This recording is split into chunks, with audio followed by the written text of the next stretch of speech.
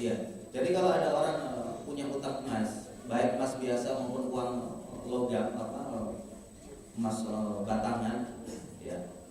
Apakah boleh untuk membayarkan dengan rupiah atau real atau dolar dengan uang?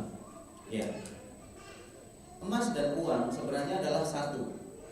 Makanya tidak boleh antum menghutangkan emas kemudian dicicil berlebih. Kredit emas itu tidak boleh. Kalau kreditnya harganya kredit itu nuker emas dengan uang itu tidak boleh. Kenapa? Karena emas dan uang itu sama-sama alat pembayaran. Sehingga kalau dikredit berarti ada nasiah, salah satunya terlambat. Ini tidak boleh. Seperti antum menukar rupiah dengan dolar atau rupiah dengan real, itu harus diserahkan dalam majelis akad, langsung diserah terimakan. Tidak boleh dolarnya besok, realnya minggu depan, saya belum gajian, saya terima rupiah dulu. Ini tidak boleh. Kalau akadnya tukar menukar. Namun kalau akadnya minjem, Abu Wahid minjem ke Pak Hakim misalkan 2 juta, nanti habis gajian diganti dengan real. Kalau minjem nggak apa-apa, dibalikin dengan real atau uang yang sama, asalkan kalau uang lain itu harganya pas harga hari itu. Jadi tidak boleh dipatok pas minjem uang 2 juta, harga real lagi 3.500 misalkan. Maka membalikannya nanti juga realnya dihargai 3.500 sekalipun real udah turun. Ini nggak boleh. Ketika membalikan harus dikuruskan hari itu.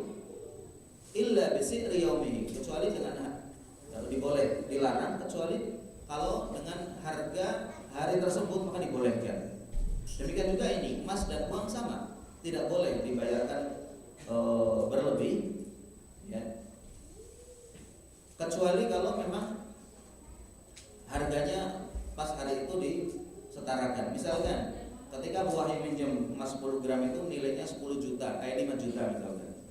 Giliran mau membalikan emas, harganya naik.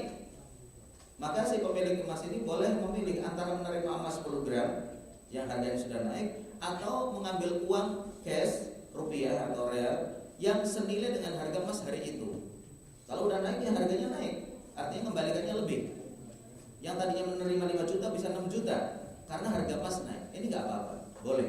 Karena dia seperti menukar uang dengan uang yang lain, karena emas dan uang itu sebenarnya sama-sama alat tukar menukar. Baik emas yang dalam bentuk perhiasan maupun emas batangan.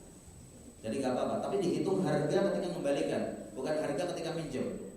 Bukan harga ketika minjem, karena emas naik turun, seperti real naik turun, dolar naik turun.